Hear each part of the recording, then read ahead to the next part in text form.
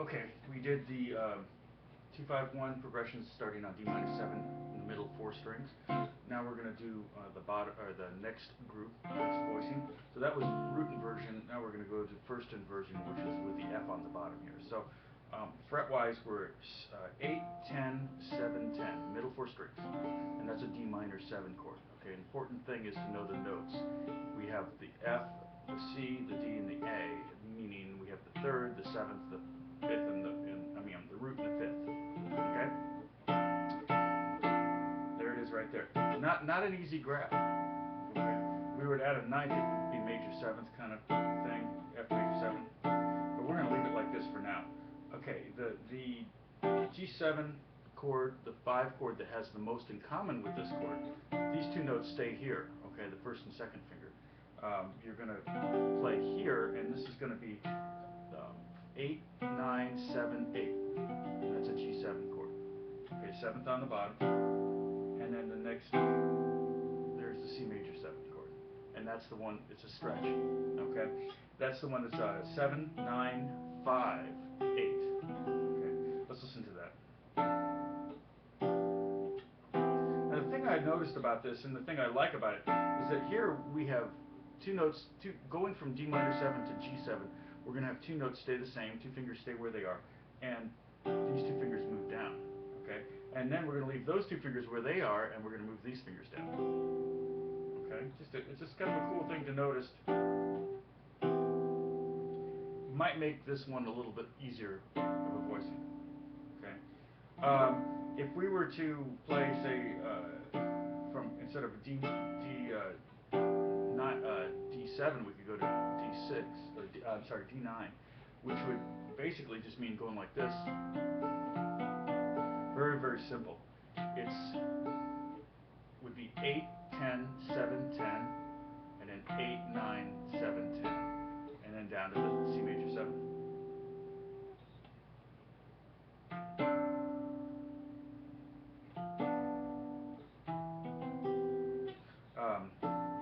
So that would be D minor 7 to G9 to C major 7.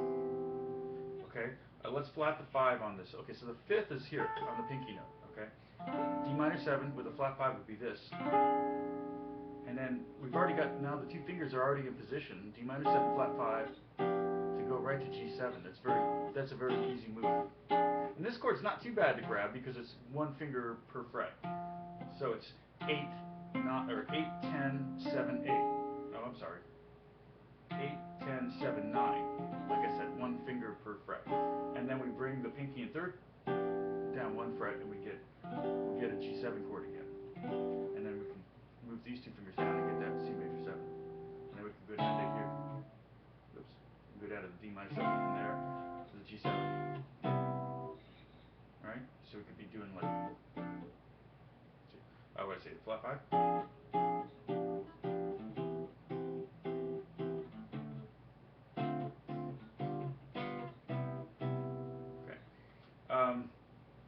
Alright, so we had the flat 5.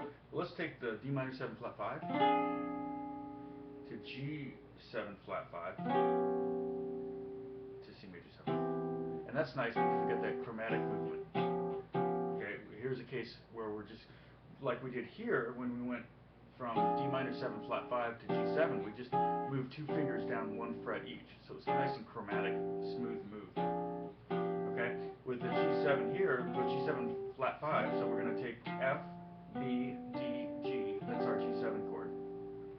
And we're going to flat that D, so it's D flat. So that's G7 flat 5, and when we go down to the C, it's also two fingers moving down one fret each, chromatically. Very, very smooth. So D minor 7 flat 5 to G7, G7 flat 5 to C major 7. You could maybe put that in a progression like that. Right? Now, if we were to do G7 with a sharp 5, it would look like this. Okay? So I took this up a fret. Now, instead of cramming the first finger in there, I'm just going to bar, and it's 8, 9, 8, 8. So D minor 7 to G7 sharp 5 to C major 7. And you love that C major 7. That thing is a pain. Okay, so let's try D minor 7 flat 5 to G7 sharp 5. Isn't that nice? I love that. And then to C major 7. Now if I took that flat 5 and put so here, let's go back to G7 real quick. There's G7. G's on top. If I wanted to do a ninth, put the pinky there. If I want to do a sharp 9, out there. Okay? That's kind of the Jimi Hendrix chord. Right? But this one's in G. And it's G7 right here with a sharp 9. So that A sharp. Okay, we have F, B, D, and A sharp. Now, but what if I sharp the 5 as well? So that's a really nice chord. So we have the sharp 5 and the sharp 9.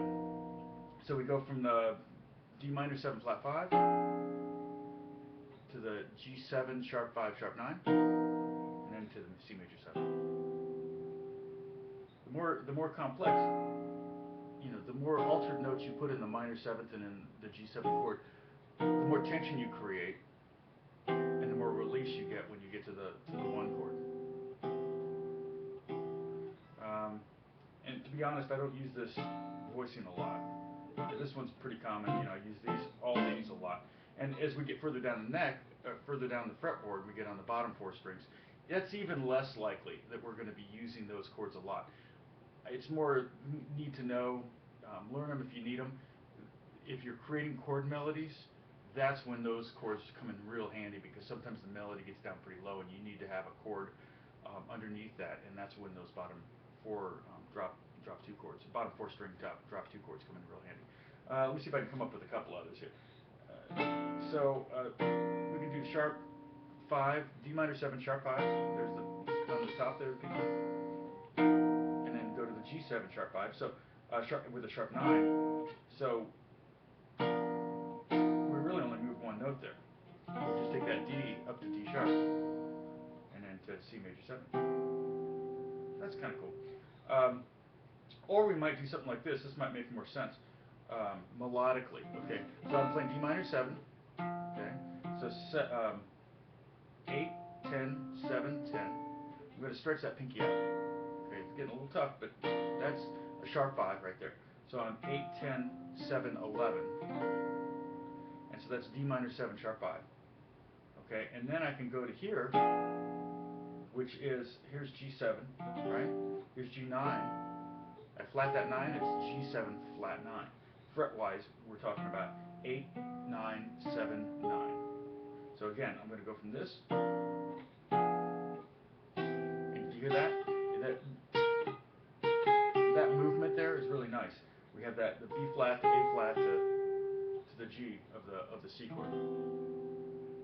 It makes it for an interesting harmony. So D minor 7 sharp 5,